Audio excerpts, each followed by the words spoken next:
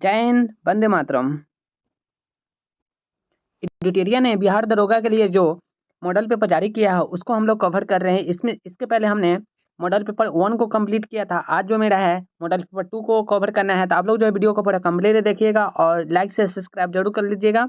और ये जो है आपका क्वेश्चन बिल्कुल हूबहू परीक्षा के दृष्टिकोण से दिया गया है। और इसमें अगर बात किया जाए क्वेश्चनों की संख्या की और टाइमिंग की और मार्क्स की, तो इसमें टोटल आपकी क्वेश्चन होगी 100 क्वेश्चन होगी, जिसका मार्क्स होगी आपका 200 और 2 घंटे की टाइम दिया जाएगा। तो आप लोग जो है पूरा कंटिन्यू बने रहिए और फटाफट से हम लोग क्वेश्चन को देखेंगे। चलिए अगला प्रश्न आपके सामने जो है पहला प्रश्न बोल रहे हैं कि भारतीय संविधान निम्न में से किसके शोषण के विरुद्ध अधिकार स्वीकृति करता है। तो इसका राइट आंसर हो जाएगा ऑप्शन नंबर क्या हो जाएगी 1, 2, 3 आपका बिल्कुल सही है। इसके अकॉर्डिंग जो आपका आंसर हो जाएगा ऑप्शन नंबर सी हो जाएगी। क्या हो जाएगी ऑप्शन नंबर सी आपका राइट आंसर हो जाएगा। चलिए अगला प्रश्न है आपके सामने बोल रहा है भारत में अपशिष्ट शक्तियाँ निहित होती है। तो भारत में जो अपशिष्ट शक्तियाँ होती है वो केंद्र सरकार के पास में होती है। अगला प्रश्न है बोल रहा है कि निम्न में से कौन सा विषय संघ सूची के अंतर्गत आता है। तो संघ सूची के अंतर्गत कौन सा विषय आता है, तो आपका बीमा आता है। शिक्षा आपका क्या है, समवर्ती सूची का विषय है। वन वन पशु क्या है, ये भी आपका समवर्ती सूची का विषय। अगला प्रश्न है निम्न में से कौन सा प्रशासन पर विधायी नियंत्रण के अंतर्गत नहीं आता है। नहीं आने वाला जो है वो आपका शून्य काल। चलिए अगला प्रश्न है किस समिति के राज्यसभा का प्रतिनिधित्व नहीं करती है। कौन ऐसा समिति है जिसमें राज्यसभा का प्रतिनिधित्व नहीं होता है, वो है प्राक्कलन समिति। ठीक है, अगला प्रश्न है दिए गए विकल्पों में कौन सा सही है, आपको बताना है इसमें कौन सही है। तो आपका जो option number A B C तीनों के तीनों सही है, इसलिए आपका आंसर हो जाएगा ऑप्शन नंबर डी। अगला प्रश्न है बोल रहा है कि निम्न पर विचार कीजिए एवं नीचे दिए कूटों का प्रयोग करते हुए सही उत्तर का चयन करना है। आपका इसका आंसर बताइए। आपका आंसर जो है ऑप्शन नंबर ए आपका बिल्कुल सही है, ऑप्शन नंबर 3 आपका बिल्कुल सही है, ऑप्शन नंबर 4 आपका बिल्कुल सही है। बट आपका जो है ऑप्शन नंबर 2 बिल्कुल गलत है। शपथ या प्रतिज्ञान का प्रारूप जो है भारतीय संविधान का तीसरी अनुसूची में नहीं दिया गया है। तब इसके अकॉर्डिंग आपका जो आंसर हो जाएगा 1, 3, 4। तो देख लेते हैं 1, 3, 4 किस ऑप्शन में दे रखा है। तो 1, 3, 4 जो है ऑप्शन नंबर बी में दे रखा है। 1, 3, 4 में दे रखा है। अगला प्रश्न है 2003 में कौन सी भाषा 8वीं अनुसूची में जोड़ी गई थी। कौन सी भाषा है जो 8वीं अनुसूची में जोड़ी गई थी। चलिए इसका बताइए आंसर क्या हो जाएगा। इसका राइट आंसर हो जाएगा सिंधी। ठीक है, 2003 में जो है 3 भाषा को जोड़ा गया था। सॉरी 4 भाषा को, बोडो डोंगरी मैथिली तथा संथाली। बोडो डोंगरी मैथिली तथा संथाली, इन चारों को आप लोग याद करके रखिए। अगला प्रश्न है भारत के प्रत्येक नागरिक का कर्तव्य होगा कि प्राकृतिक पर्यावरण का संरक्षण एवं उसका संवर्धन करे। यह किस अनुच्छेद में शामिल है, बताइए। इसका राइट आंसर क्या हो जाएगा। इसका राइट आंसर हो जाएगा ऑप्शन नंबर सी, अनुच्छेद 51 क। ठीक है, 51 का क में इस बात को लिखा गया भारत में नियंत्रण महालेखा परीक्षक का पद सृजन किया जाता है। बताइए इसका राइट आंसर क्या होगा। सो इसका राइट आंसर हो जाएगा ऑप्शन नंबर बी, 1919 के अधिनियम पार्लियामेंट सुधार जो आया था 1919 का अधिनियम। अगला प्रश्न है प्रोजेक्ट टाइगर की शुरुआत कब की गई थी। प्रोजेक्ट टाइगर की जो शुरुआत किया गया था कब किया गया था, 1973 में।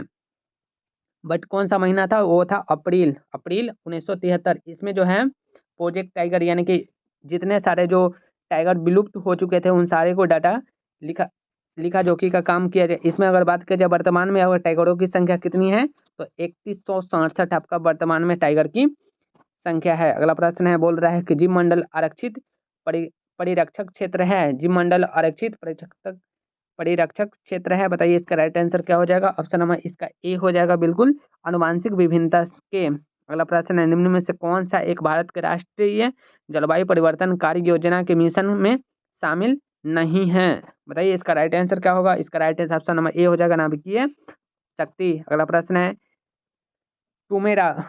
टूमोरॉज बायोडाइवर्सिटी पुस्तक के लेखक कौन है, बताइए इसका राइट आंसर क्या होगा। इसका राइट आंसर हो जाएगा वंदना शिवा। वंदना शिवा इसका राइट आंसर हो जाएगी, जो ऑप्शन नंबर दे रखा है सी में। ठीक है, चलिए अगला प्रश्न बोल रहा है इसमें मिलान करना है। निम्न में से प्राथमिक उपभोक्ता का उदाहरण बताइए, आपका आंसर क्या होगा। सो प्राथमिक उपभोक्ता, बताइए इसका आंसर हो जाएगा ऑप्शन नंबर बी 2। ये क्या है, प्राथमिक उपभोक्ता है। ठीक है, प्राथमिक उपभोक्ता किसको कहते हैं, जो घास को खाती है उसको क्या बोलते हैं, प्राथमिक उपभोक्ता। ठीक है, चलिए अगला प्रश्न को हम लोग देखेंगे, प्रश्न संख्या 16 को। फटाफट से हम लोग देख रहे हैं अप्रैल 2023 में निर्वाचन आयोग द्वारा की गई घोषणा के अनुसार वर्तमान में राष्ट्रीय पार्टी की संख्या कितनी है? तो पहले थी 5, अब कितना हो गया है? 6 हो गया है। छठवां जो राष्ट्रीय पार्टी बना है वो कौन बना है? तो आप पार्टी बना है, आम आदमी पार्टी बना है। ठीक है, इसको नेशनल पार्टी का दर्जा मिल चुका है। अगला प्रश्न, भारत का पहला संविधान साक्षर जिला कोलंबन किस राज्य में है? बताइए इसका राइट आंसर क्या होगा? सो ये जो है आपका केरल राज्य में स्थित है। फर्स्ट ऐसा राज्य है जिसका जिला जो है वो क्या बना है? संविधान साक्षर जिला बन चुका है। वो किस में है? तो केरल में है। ठीक है, इसका राइट आंसर हो जाएगा केरल। चलिए अगला प्रश्न को देखते हैं। एक राष्ट्र एक उर्वरक परियोजना की शुरुआत किसके द्वारा की गई है? तो ये जो है परियोजना किनके द्वारा शुरू किया गया है? तो प्रधानमंत्री के द्वारा शुरू किया गया है। 17 अक्टूबर 2022 को नरेंद्र मोदी द्वारा भारतीय जन उर्वरक परियोजना एक राष्ट्र एक उर्वरक की शुरुआत की गई थी। ठीक है, भारत यूरिया बैंक लॉन्च किया किसने? तो प्रधानमंत्री ने किया है, भारतीय यूरिया बैंक। ठीक है, चलिए अगला प्रश्न है, वैश्विक आतंकवाद सूचकांक 2023 में भारत का स्थान कैमा है? बताइए इसका आंसर क्या हो जाएगा? आतंकवाद सूचकांक में भारत का जो स्थान है वो कितनामा है? तो इसका आंसर हो जाएगा 13वां स्थान इनका है, भारत का। ठीक है, 13वां स्थान किसका है? भारत का। ठीक है, 10 में यहाँ पे बात किया जाए पहले स्थान पे कौन आती है? तो वो आती है आपका अफगानिस्तान। ठीक है, अगला प्रश्न है, वर्ल्ड इकोनॉमिक आउटलुक रिपोर्ट 2023 द्वारा भारतीय अर्थव्यवस्था की वृद्धि दर कितनी अनुमानित की गई है? बताइए इसका राइट आंसर क्या हो जाएगा? 20 का आंसर हो जाएगा 5.9, 5.9 इसका राइट आंसर हो जाएगा। अगला प्रश्न है, विश्व का प्रथम 3D प्रिंटेड रॉकेट का नाम क्या है? बताइए इसका राइट आंसर क्या हो जाएगा? ऑप्शन नंबर इसका जो है बी हो जाएगा, टेरॉन फर्स्ट। टेरॉन फर्स्ट इसका राइट आंसर हो जाएगा।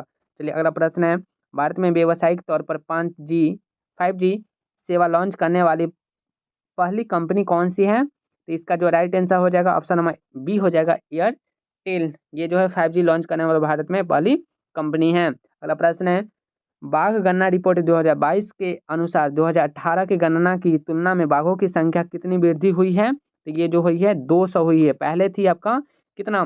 2967 थी पहले, 2967। अब वर्तमान में कितनी है? 3167 है। मैंने आपको पहले भी बता चुका है। अगला प्रश्न, अर्जुन पुरस्कार 2022 विजेता ओम प्रकाश मिथरवाल का संबंध किस खेल से है? बताइए इसका राइट आंसर क्या हो जाएगा? इसका जो संबंध है निशानेबाजी से है, जो ऑप्शन नंबर ए में दे रखा है। अगला प्रश्न है, असीमा गोल्डन ग्लोब पुरस्कार 2023 में सर्वश्रेष्ठ अभिनेता का खिताब किसने जीता है, यानी किसको दिया गया है? इसका राइट आंसर क्या हो जाएगा? इसका राइट आंसर हो जाएगा ऑप्शन नंबर ए, ऑस्टिन बटलर को।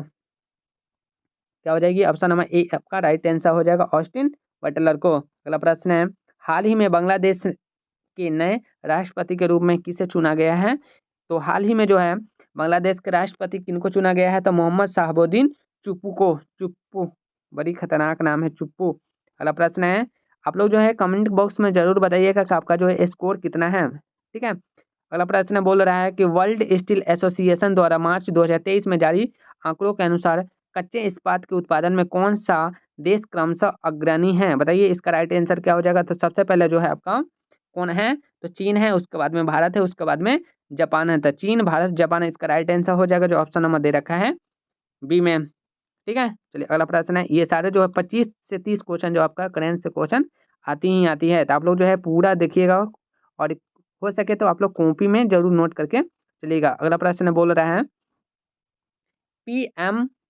पीएम गति शक्ति मल्टी मॉडल जल मार्ग शिखर का आयोजन कहाँ किया गया है? तो पीएम जो है आपका गति शक्ति मॉडल का जो है कहाँ पे किया गया है शिखर सम्मेलन? तो ये जो है आपका गोवा में किया गया है। कहाँ पे? गोवा में किया गया। अगला प्रश्न है, वर्ल्ड कुरुक्षेत्र युद्ध अभ्यास का आयोजन भारत तथा किस देश के मध्य हुआ है? तो वर्ल्ड कुरुक्षेत्र जो है हाल ही में हुआ है, तो किनके बीच हुआ था? तो भारत और आपका जो है सिंगापुर के बीच में हुआ है। और कहाँ पे हुआ है? तो ये जो हुआ है आपका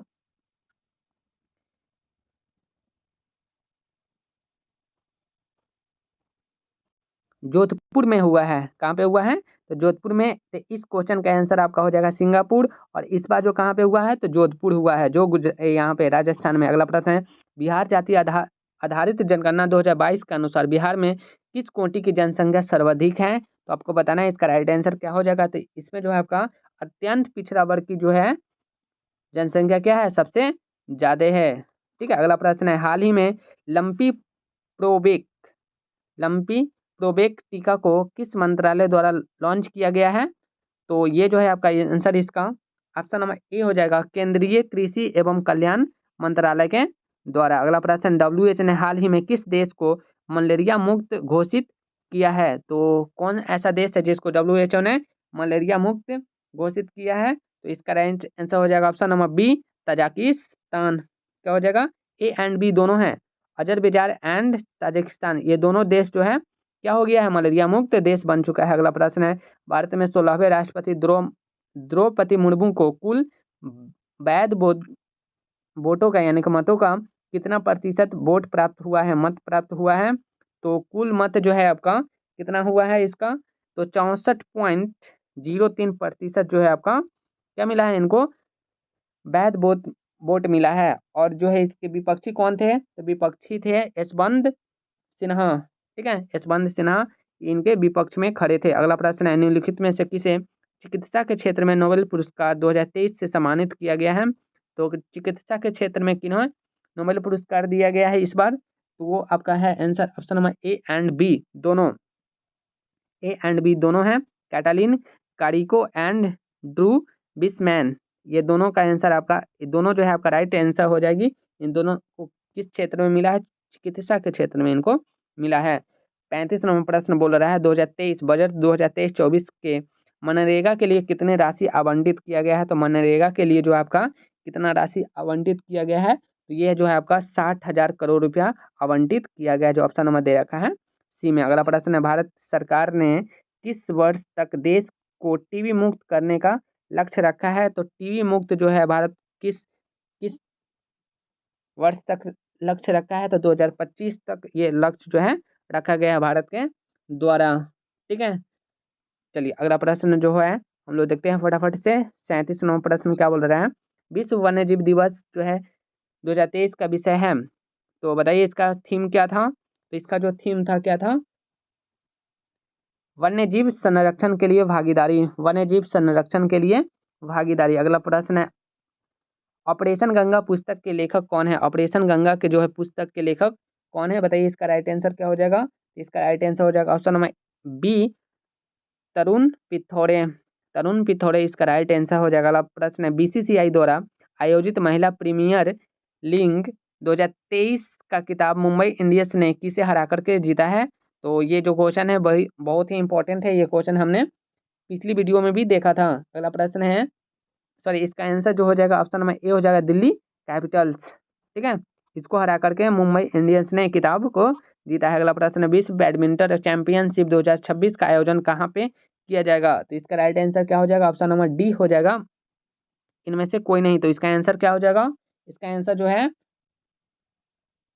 भारत में किया जाएगा, जो ऑप्शन नंबर में है ही नहीं, ऑप्शन नंबर में है ही नहीं, भारत में किया जाएगा इसका आयोजन।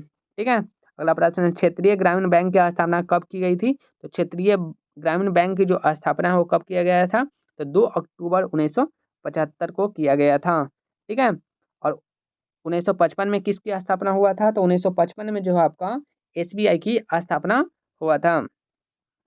ठीक है, अगला प्रश्न है, निम्नलिखित में से कौन सा अप्रत्यक्ष कर का उदाहरण है? अप्रत्यक्ष कर का उदाहरण कौन है इनमें से बताइए?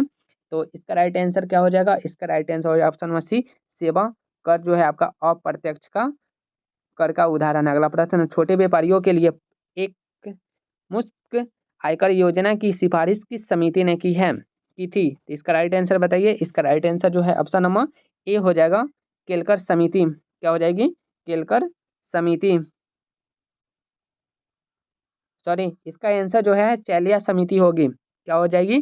चैलिया समिति इसका राइट आंसर हो जाएगा, जो ऑप्शन नंबर दे रखा है किसमें, सी में दे रखा है। सॉरी, चलिए अगला प्रश्न है, नकदी लेन देन के सिद्धांत किसने दिया है? नकदी लेन देन का जो सिद्धांत है वो किसने दिया है? तो बताइए इसका राइट आंसर क्या हो जाएगा? ऑप्शन नंबर हो जाएगा बी हो जाएगा, फिशर। फिशर इसका राइट आंसर हो जाएगा, जो नकदी लेन देन का सिद्धांत को दिया था। अगला प्रश्न है, निम्नलिखित में से कौन सा राज्य कृषि को उद्योग का दर्जा देने वाला पहला राज्य बना है? कृषि को उद्योग दर्जा देने वाला पहला राज्य कौन बना है? तो इसका आंसर हो जाएगा ऑप्शन नंबर बी, महाराष्ट्र। क्या हो जाएगी?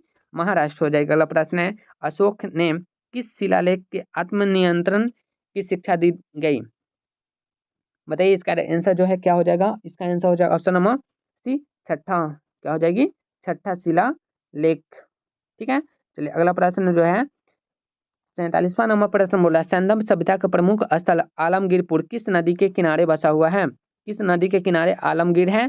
तो बताइए, इसका आंसर जो है क्या हो जाएगी? इसका आंसर हो जाएगा हिंडन नदी। ठीक है, हिंडन नदी। चलिए अगला प्रश्न जो है, हड़प्पा जो है रावी नदी के तट पे है। चलिए अगला प्रश्न है, किस ब्राह्मण में गंधार पंचाल आदि के राजाओं का उल्लेख मिलता है? कौन ऐसा ब्राह्मण में गंधार पंचाल आदि राजाओं का उल्लेख मिलता है? तो इसका आंसर जो है ऑप्शन नंबर हो जाएगा सी, सत्यपत। क्या हो जाएगी? सत्यपत जो ब्राह्मण है उनमें गंधार और पंचाल की राजाओं का उल्लेख मिलता है। अगला प्रश्न है, देवपाड़ा अभिलेख का संबंध किस शासक से है? तो देवपाड़ा का जो अभिलेख का संबंध किस शासक से है? तो इसका आंसर हो जाएगा ऑप्शन नंबर क्या, बी हो जाएगा, विजय सेन। विजय सेन आपका राइट आंसर हो जाएगी। ठीक है, चलिए अगला प्रश्न को देखते हैं, अलाउद्दीन खिलजी के समय भू राजस्व की दर उपज का कितना भाग था? तो अलाउद्दीन खिलजी के समय जो है भू राजस्व की दर का उपज जो है वो कितना था? तो वो था आपका 50, यानी कि 1/2 था, 50%। किसने देवमार्ग प्रतिष्ठान की उपाधि धारण किया था? तो इसका जो आंसर हो जाएगा ऑप्शन नंबर इसका हो जाएगा क्या, इसका आंसर हो जाएगा, मेरे आंसर देने से पहले आपको आंसर सोच लेना, बुक का फर्स्ट हो जाएगी, जो ऑप्शन नंबर दे रखा है फर्स्ट में। ठीक है, अगला प्रश्न है, औरंगजेब द्वारा जजिया कर को पुनः किस वर्ष लागू किया गया था? तो बताइए, इसका आंसर जो है पुनः किस वर्ष लागू किया गया था? तो 1679 में। ठीक है, 1679 आपका राइट आंसर हो जाएगा। ये बहुत ही क्रूर व्यक्ति था। अगला प्रश्न है, भारत में द्वैध शासन व्यवस्था की स्थापना किसने किया था? द्वैध शासन व्यवस्था जो है किसने लागू किया था? तो इसका आंसर जो है ऑप्शन नंबर हो जाएगा ए, रॉबर्ट क्लाइव। 1757 का प्लासी का युद्ध आप लोग को याद ही होगा। चलिए अगला प्रश्न है, सहायक संधि को स्वीकार करने वाला पहला राज्य, यानी कि राज्य आपको क्रम से बताना है। तो सबसे पहले सबको पता है कि हैदराबाद ने सहायक संधि को स्वीकार किया था। उसके बाद किसने किया था? तो उसके बाद जो है आपका मैसूर किया था। उसके बाद में कौन किया था? तो तंजौर किया था, जो ऑप्शन नंबर दे रखा है ए में। ठीक है, चलिए अगला प्रश्न है, पहाया विद्रोह का संबंध किस राज्य से है? तो पहाया विद्रोह का जो संबंध है किस राज्य से है? तो बिहार एवं झारखंड से है, जो ऑप्शन नंबर दे रखा है ए में।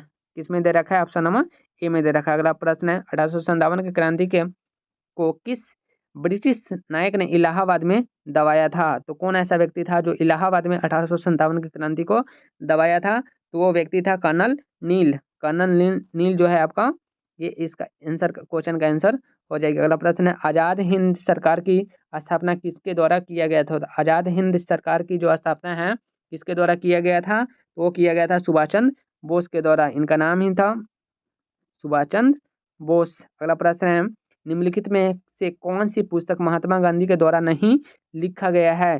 तो यंग इंडिया लिखा गया है, ठीक है, हरिजन भी लिखा गया है, बट लिखा कौन नहीं गया है? तो मेरी कहानी जो है वो नहीं लिखा गया। हिंद स्वराज भी इनके द्वारा लिखा गया है, मेरी कहानी इनके द्वारा नहीं लिखा गया। अगला प्रश्न है, इसलिए इसका आंसर क्या हो जाएगी? ऑप्शन नंबर सी हो जाएगी। किस अधिवेशन में प्रथम भारतीय महिला ने कांग्रेस की अधिवेशन में की अध्यक्षता किया था?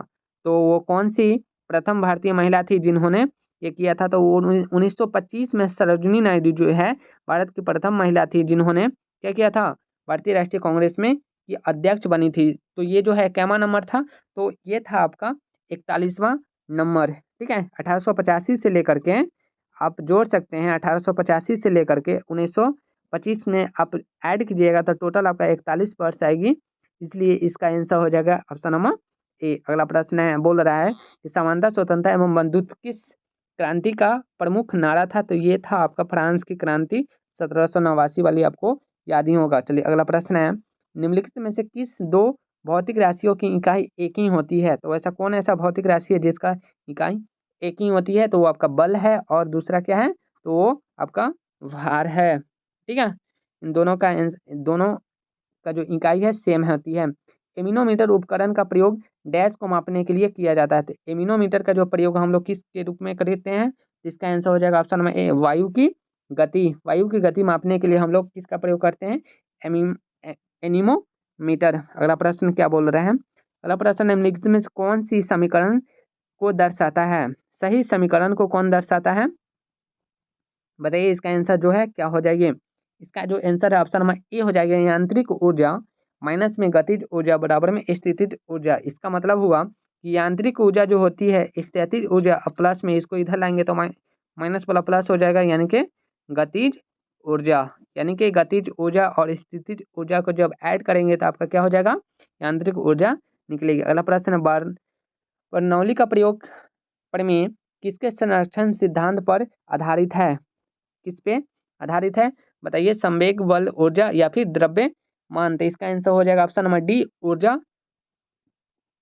ऊर्जा हो जाएगी। अगला प्रश्न है, निम्नलिखित में से किसकी भिन्नता के कारण संपीड़न और विरलन उत्पन्न होते हैं? विरलन विरलन उत्पन्न होते हैं। बताइए, इसका आंसर जो है क्या हो जाएगी? ऑप्शन नंबर बी हो जाएगा, हवा एवं दबाव। हवा एवं दबाव इसका राइट आंसर हो जाएगी। अगला प्रश्न है, आभासी और सीधी छवि के लिए दर्पण का आवर्धन होना चाहिए। तो सीधी और आभासी के लिए जो आवर्धन का होना चाहिए वो कैसा होना चाहिए? तो धनात्मक, पॉजिटिव होना चाहिए। अगला प्रश्न, निम्नलिखित में से कौन सा परमाणु के बारे में सत्य नहीं है? तो परमाणु के बारे में इनमें से कौन जो है वो सत्य नहीं है? तो इसका आंसर ऑप्शन नंबर ए हो जाएगा, दो तत्वों के परमाणु समान कभी भी नहीं होते हैं। बाकी सबके सब क्या है? सही है।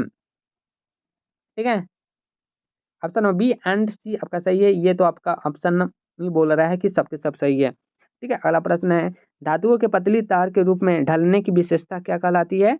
ये जो है आपका तन्यता कहलाता है। क्या कहलाता है? तन्यता कहलाता है। 1 ग्राम सोना अगर लेते हैं आप लोग, 1 ग्राम सोना में 2 किलोमीटर की दूरी जो है लंबा तार बनाया जा सकता है। किसके द्वारा? सोने की पतली तार के द्वारा।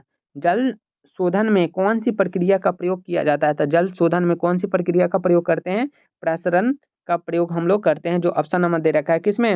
ऑप्शन नंबर दे रखा है ए में। ठीक है, ऑप्शन नंबर ए आपका राइट, सॉरी, इसका जो आंसर हो जाएगा ऑप्शन नंबर ए नहीं, सी हो जाएगा, विपरीत प्रसरण। विपरीत प्रसरण अवशोषण की बात किया जा रहा है। ठीक है, जल शोषण यानी कि उसको क्या कर रहा है? शोषण कर रहा है, तो यहाँ पे विपरीत प्रसरण हो जाएगी। चलिए अगला प्रश्न को देखते हैं फटाफट से। अगला प्रश्न है, निम्नलिखित में से कौन सा क्षारीय विलयन नहीं है? तो क्षारीय विलयन आपको बताना है इनमें से कौन नहीं है। तो इनमें से आपका राइट आंसर हो जाएगा एल्यूमिनियम हाइड्रोक्साइड। बाकी सबके सब क्या है? सल्फ्यू। यहाँ पे जो है जितने सारे वो सबके सब क्या है? क्षारीय है। बाकी ये जो है आपका क्षारीय नहीं है। चलिए आगे देखते हैं, निम्नलिखित में से कौन सा नीले लिटमस को लाल कर देता है? तो देखिए, नीले नीले जो लिटमस होते हैं उसको लाल कौन करता है? तो अम्ल जो है जितने सारे होते हैं ना, वो सबके सब क्या कर देते हैं? नीले को लाल कर देता है। तो इसमें से आपका जो अम्ल है वो कौन है? तो सिरका इसमें अम्ल है। ठीक है, चलिए अगला प्रश्न है, तत्वों फ्लोरीन, क्लोरीन, ब्रोमीन, आयोडीन एवं एंटोनियम का सामान्य नाम किस नाम से जाना जाता है? यानी कि इनका जो वर्ग है कौन सा होगा? तो हैलोजन ग्रुप की ये सबके सब है। कौन सा ग्रुप है? हैलोजन।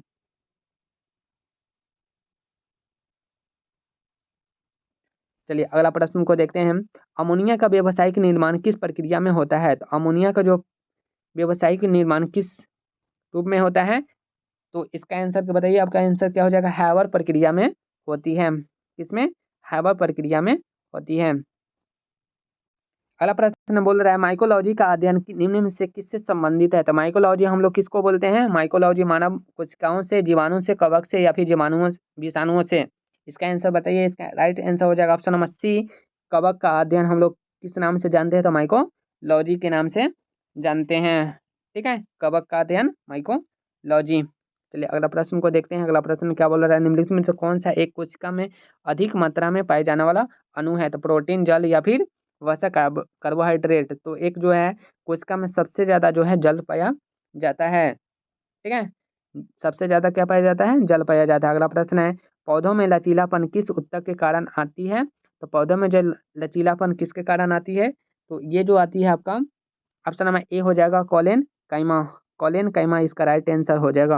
अगला प्रश्न बोल रहा है, मनुष्य में पुरुषों की यौन गुणसूत्रों का समूह होता है। तो पुरुषों में जो है, मनुष्य में जो है पुरुष कब होगी? तो जब एक्स और वाई मिलेगा तो। ठीक है, एक्स एंड वाई इसका राइट आंसर हो जाएगी। अगला प्रश्न है, अमीमा में प्रजनन कैसे होता है? तो अमीमा में जो प्रजनन होता है वो किसके द्वारा होता है? खंडन के द्वारा, मुकुलन के द्वारा, या फिर लैगिंग प्रजनन के द्वारा, या फिर द्विखंडन के द्वारा होता है। तो बताइए इसका आंसर हो जाएगा द्विखंडन। ठीक है, अमीमा जो है ऐसे ऐसे रहती है और ये जो टूट टूट करके फिर से बन जाती है। तो ये जो आपका द्विखंडन इसका राइट आंसर हो जाएगा। अगला प्रश्न है, निम्नलिखित में से कौन सा परिसंचरण तंत्र का अंग नहीं है? तो परिसंचरण तंत्र का अंग बताना है, इसमें से कौन नहीं है? तो इसका आंसर हो जाएगा ऑप्शन नंबर डी, परिसंचरण तंत्र का ये अंग नहीं है। बाकी सब हृदय जो है, रक्त जो है, धमनियां जो है आपका क्या है? परिसंचरण तंत्र का अंग है। अगला प्रश्न, निम्नलिखित में से किस पौधे को जड़, तना और पत्तियों में से विभेदित नहीं किया जा सकता है? बताइए इसका आंसर जो है क्या हो जाएगा? तो इसी लेवल का जो है आपसे क्वेश्चन पूछा जाता है। ऑप्शन नंबर सी हो जाएगा स्पाइग्रो स्पाइग्रो गाइरा। ठीक है, स्पाइग्रो गाइरा इसका राइट आंसर हो जाएगा। चलिए अगला प्रश्न बोल क्या रहा है, सूची 1 और 2 दे रखा है। सूची 1 और 2 दे रखा है, इसमें से आपका सही उत्तर क्या होगा आपको बताना है। इसमें से सही आंसर क्या हो जाएगा? इसका आंसर जो है आपको बताना है, इसका राइट आंसर क्या हो जाएगा। तो इसका राइट आंसर मैं बता दूं, ऑप्शन नंबर बी हो जाएगा सही। ठीक है, ऑप्शन नंबर बी आपका क्या हो जाएगा? एक का आपका 4 हो जाएगा, एक का आपका क्या हो जाएगा? 4 हो जाएगा। चलिए मिला ही देते हैं इसको, एक का आपका 4 हो जाएगा। ठीक है, एक का 4 है, उसके बाद में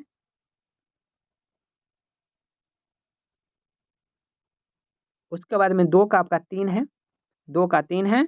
उसके बाद में आपका सी का 2 है और डी का आपका 1 है। इस प्रकार से जो है इसका आंसर क्या हो जाएगी? ऑप्शन नंबर बी हो जाएगा 4 3 2 1। ठीक है, 4 3 2 इसका राइट आंसर हो जाएगी। अगला प्रश्न क्या बोल रहा है, माउंट लुथियर अंडमान और निकोबार द्वीप समूह का एक महत्वपूर्ण पर्वत शिखर है, वो कहाँ पे अवस्थित है? तो माउंट लुथियर अंडमान निकोबार द्वीप समूह एक महत्वपूर्ण पर्वत शिखर है जो अवस्थित है कहाँ पे?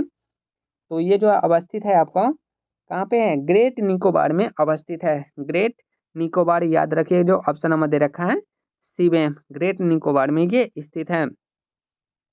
ठीक है, चलिए अगला प्रश्न है, इसमें से फिर से आपको मिलाना है, इसका राइट आंसर क्या होगा? सो सर्क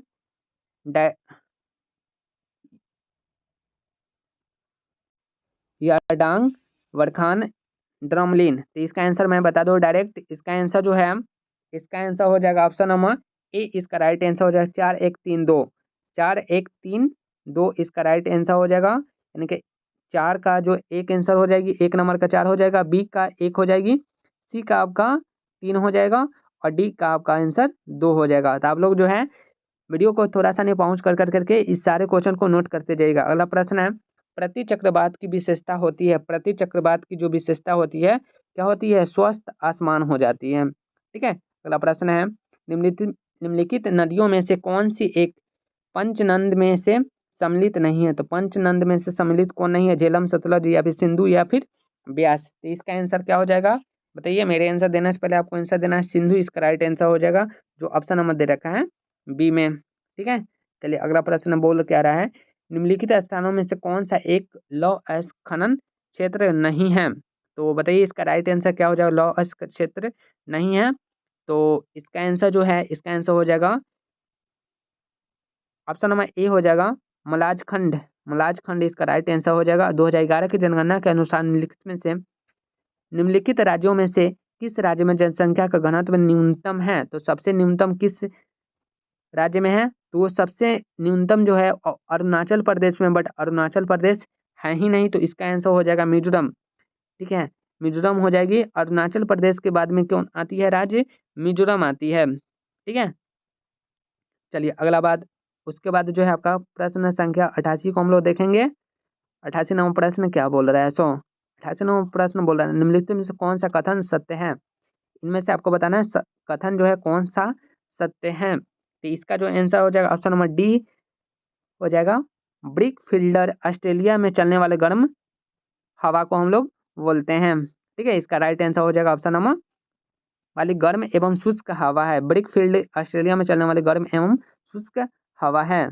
ठीक है, चलिए अगला प्रश्न को देखेंगे हम लोग। कन्याकुमारी से कृष्णा डेल्टा तट को किस नाम से जानते हैं? कन्याकुमारी से पूछा गया है, कन्याकुमारी से कृष्णा डेल्टा, तो ये हम लोग किस नाम से जानते हैं? तो ये जानते हैं हम लोग कोरोमंडल के नाम से जानते हैं। ठीक है, कोरोमंडल के नाम से जानते हैं। अगला है, इसी में आपका गुजरात से गोवा तक के तटीय क्षेत्र को हम लोग जानते हैं कोंकण तट से, और गोवा एवं कर्नाटक के मैंगूल से हम लोग जानते हैं केनरा तट, केनरा तट।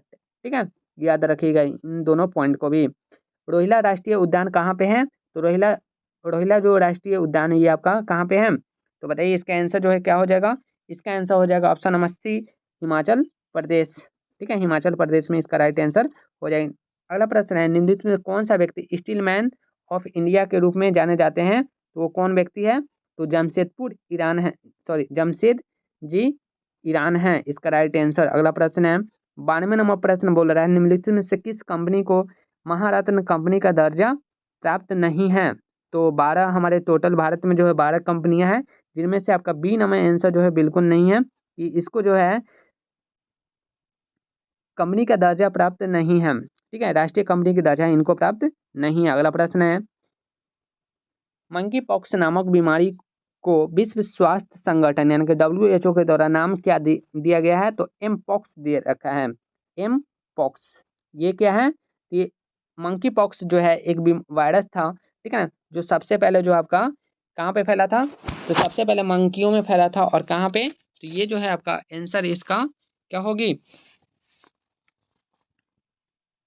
डेनमार्क में जो है एक मंकी के पास में, मंकी से उसके बाद में जानवरों के बाद में ये इंसानों में फैलने लगा मंकी पॉक्स, जिसको WHO ने क्या नाम दिया है? तो एम पॉक्स दिया है नाम। ठीक है, अगला प्रश्न है, दलखाई नृत्य किस राज्य का एक लोक नृत्य है?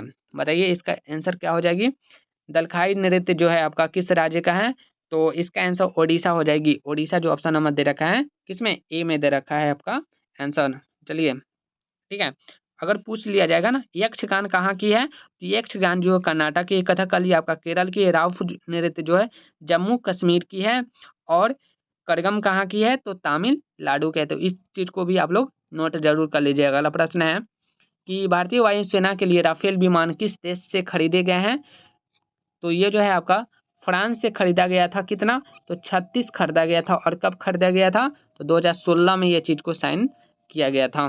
ठीक है, चलिए अगला प्रश्न है, यहाँ से जो आपका मैथ और रीजनिंग का प्रश्न स्टार्ट होती है, तो मैं इसका फटाफट से आंसर बता देता हूँ। ठीक है, ऑप्शन नंबर इसका जो है आंसर हो जाएगी, क्या हो जाएगा? ए आपका 9 आंसर हो जाएगी। अगला प्रश्न है, इसका आंसर क्या हो जाएगा? तो 97 नंबर का जो आंसर है आपका सी हो जाएगी। ठीक है, सी हो जाएगी। उसके बाद में देख लेते हैं 98 का आपका जो आंसर क्या हो जाएगी? 98 का भी आंसर जो है ऑप्शन नंबर सी हो जाएगी। ठीक है, उसके बाद में आपका 99 का आंसर क्या हो जाएगा? तो 99 का आंसर हो जाएगा ऑप्शन नंबर बी, 9 किलोमीटर प्रति घंटा। ठीक है, उसके बाद में जो है 100 नंबर प्रश्न की आंसर जो है क्या हो जाएगी? तो 100वां नंबर प्रश्न का जो आंसर है आपका सी हो जाएगा। इसका भी आंसर क्या हो जाएगा? सी हो जाएगा 32। ठीक है, तो इस प्रकार से जो मैंने पूरे 100 क्वेश्चन को कंप्लीट किया। आपको वीडियो कैसी लगी कमेंट बॉक्स में ज़रूर बताइएगा, और अपना स्कोर भी ज़रूर बताइएगा।